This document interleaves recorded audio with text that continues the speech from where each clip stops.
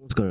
আপনাদের কাছে এনুমারেশন যে ফর্ম ফিল আপ প্রত্যেকটা বাড়িতে বাড়িতে এসেছে, সেই এনুমারেশন ফর্ম আপনারা অনেক জায়গায় ফিল আপ করার পদ্ধতি দেখেছেন এবং আজকে আপনাদেরকে এই ভিডিওটির মাধ্যমে জানাবো যে আপনারা 5 মিনিটের মধ্যে কীভাবে আপনারা এনুমারেশন ফর্ম ফিল আপ করবেন। খুব সহজে আপনারা বুঝতে পারবেন। যারা যারা এখনও ফর্ম ফিল আপ করতে পারেনি কীভাবে ফর্ম ফিল আপ করবেন এবং কবে এই ফর্মটা আপনাদেরকে জমা করতে হবে, সব কিছু তথ্য আপনাদেরকে এই ভিডিওটির মাধ্যমে সমস্ত কিছু ডিটেলসে জানাবো।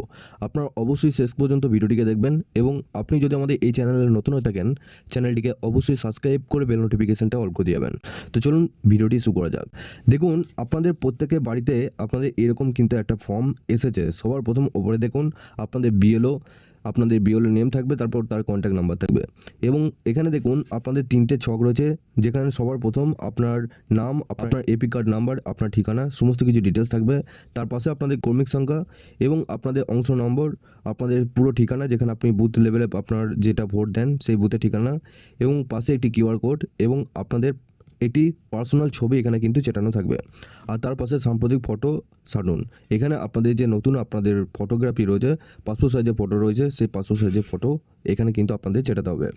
এখানে দেখুন সবার প্রথম বলা হচ্ছে জন্ম তারিখটা আপনাদের অনেকে হয়তো বুঝতে পারছেন না যে ভোটার কার্ডে জন্ম তারিখ যদি না থাকে সেক্ষেত্রে আধার কার্ড থেকে বসানো হবে কি না। এক্ষেত্রে আপনারা আধার কার্ড থেকেও আপনাদের জন্ম তারিখ বসাতে পারেন। তার নিচে আধার কার্ড নাম্বার, এখানে আপনাদের নিজে যে আধার কার্ডের নাম্বার রয়েছে সেই আধার কার্ডের নাম্বারটা বসাবেন। তারপর নিচে মোবাইল নাম্বারটা বসাবেন।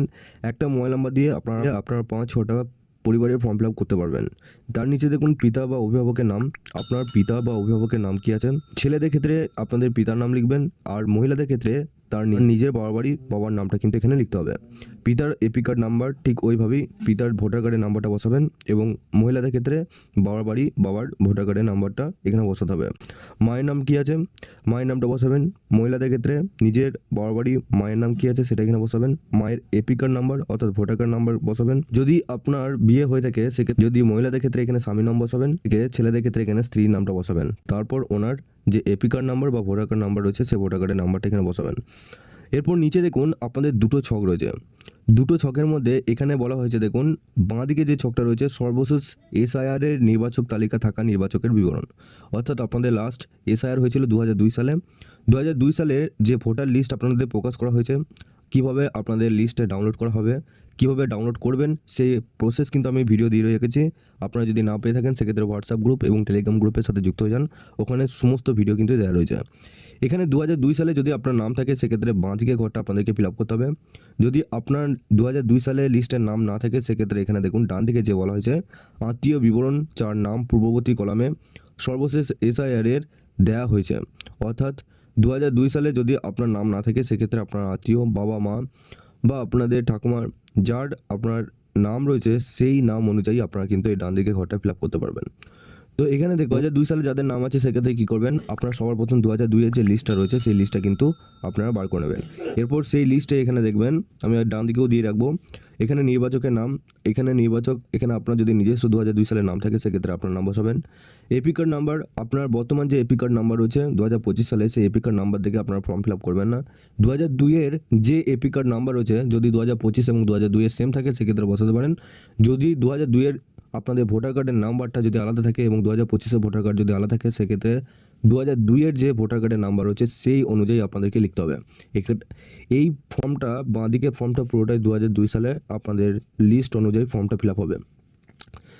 এপি কার্ডের নাম্বার বসানোর পর আত্মীয় নামটা কীভাবে পাবেন, আপনাদের 2002 এর লিস্টে সম্পর্কিত ব্যক্তির নাম দেখবেন থাকবে, যিনি আছেন তার নামটা এখানে কিন্তু আপনাদেরকে লিখতে হবে। ডান দিকে আমি ছবি দিয়ে রাখবো।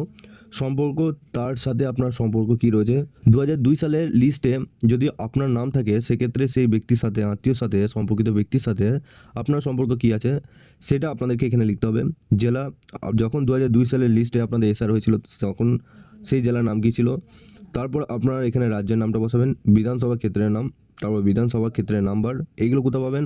বিধানসভা ক্ষেত্রের নাম্বার আপনাদের 2002 সালের লিস্টের একবারে ওপরে বাঁ দিকে আপনারা বিধানসভা ক্ষেত্রের নাম পেয়ে যাবেন। বিধানসভা ক্ষেত্রের নাম্বারটাও বাঁ দিকে পেয়ে যাবেন। অংশ নাম্বারটা আপনারা 2002 এর লিস্টে একবারে ডান দিকে পাবেন। ক্রমিক সংখ্যাটা আপনাদের যে নাম রয়েছে 2002 সালের লিস্টে সবার প্রথম একটা নাম্বার রয়েছে সেটা হচ্ছে ক্রমিক সংখ্যা। আপনাদের ছবি দিয়ে রাখবো, আপনারা খুব স্পষ্টভাবে বুঝতে পারবেন।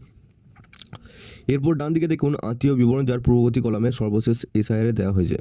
দেখুন আপনার 2002 সালের লিস্টে নাম নেই কো, সেক্ষেত্রে আপনারা আত্মীয়র বিবরণ দিয়ে আপনার ফর্মটা ফিল আপ করতে চাইছেন। এক্ষেত্রে আমার বাবার 2002 সালের লিস্টে নাম আছে, সেক্ষেত্রে বাবার লিস্ট অনুযায়ী আমি কিন্তু এটা ফিল আপ করবো। 2002 সালে বাবার নাম আছে, সেক্ষেত্রে বাবার নাম বসাবেন। এপি কার্ড নাম্বার আছে, সে এপি কার্ডের নাম্বারটা বসাবেন। আত্মীয় নাম আছে, সে আত্মীয়র নামটা বসাবেন। সম্পর্ক কী আছে বাবার সাথে, ওনার সম্পর্ক কী ছিল, সেক্ষেত্রে সম্পর্কটা বসাবেন। জেলা কী আছে, তারপর রাজ্যের নাম, বিধানসভা ক্ষেত্রের নাম, সেম ওই একইভাবেই আপনাদেরকে ফিল আপ করতে হবে। এখানে আপনাদেরকে জানিয়ে কি, এটা কিন্তু ওপরের যিনি ব্যক্তি এবং বাঁ দিকে সর্বশেষ এসআইয়ের তালিকা থাকে নির্বাচকের সেই ব্যক্তি যদি 2002 সালের লিস্টে নাম থাকে, সেক্ষেত্রে আপনাদের ওপরে এবং বাঁ দিকের ঘরটা আপনারা সঠিকভাবে ফিল আপ করবেন। যাদের 2000 লিস্টে নাম নেই কো, সেক্ষেত্রে তারা কিন্তু নিচের বক্সটা বাবার যে 2002 সালের লিস্টের নাম রয়েছে, বাবা ঠাকুমা মা যার নাম রয়েছে সেই অনুযায়ী কিন্তু আপনারা ফিল আপ করতে পারবেন। এরপর একটু নিচে আসবেন, নিচে আসার পর এখানে বলেছে নির্বাচক বা পরিবারের যে কোনো সাবালক সদস্যের স্বাক্ষর, বাম হাতের বৃদ্ধাপৃষ্ঠের ছাপ এবং তারিখ সহ আপনাদেরকে এখানে সই করতে হবে। যদি আপনি সই করতে পারেন সেক্ষেত্রে এখানে সই করবেন তারিখ সহ, যদি না সই করতে পারেন সেক্ষেত্রে বাম হাতের যে বৃদ্ধাঙ্গুলের ছাপ রয়েছে সেই টিপসই দিয়ে আপনারা কিন্তু তারিখ সহ লিখতে পারেন। তারপর নিচে এখানে আপনাদের বিএলওরা এখানে আপনাদেরকে এটি সিগনেচার বা একটা লেখা লিখবে, যেটা ওদের কাছে সেটা ওরা লিখবে। এইভাবে কিন্তু আপনাদের ফর্মটা ফিল আপ করতে হবে। এই ফর্মটা ফিল আপ করে নিয়ে আপনাদের বিএলও থেকে আপনাদের প্রত্যেকটা বাড়িতে বাড়িতে এই ফর্ম কিন্তু নিতে আসবে। যদি নাও নিতে আসে সেক্ষেত্রে আপনারা কিন্তু বিএলও অফিসে গিয়ে জমা করতে পারেন। কিন্তু আপনারা এসআইআর এর সমস্ত ফর্ম ফিল আপ করতে পারবেন। আপনাদের কোনো কিছু সমস্যা বা প্রশ্ন থাকলে নিচে অবশ্যই কমেন্ট বক্সে জানাবেন। এসআইআর সম্পর্কিত আরও যদি তথ্য উঠে আসে সেক্ষেত্রে অবশ্যই আপনাদেরকে এই চ্যানেলটির মাধ্যমে সমস্ত আপডেট দিয়ে রাখবো। আপনারা অবশ্যই এই ভিডিও ডেসক্রিপশনে আমাদের একটি হোয়াটসঅ্যাপ গ্রুপ এবং টেলিগ্রাম গ্রুপের সাথে যুক্ত হয়ে যান। ওখান থেকে আপনারা সমস্ত রকম খবর সবার আগে পেয়ে যাবেন। সবার শেষে চ্যানেলে যদি নতুন হয়ে থাকেন চ্যানেলটিকে অবশ্যই সাবস্ক্রাইব করে বেল নোটিফিকেশানটা অল করে দিয়ে যাবেন। আমরা যখনই নতুন কিছু আপডেট দেবো আপনারা ওই নোটিফিকেশান বেলের মাধ্যমে আমাদের সমস্ত রকম খবর সবার আগে পেয়ে যাবেন।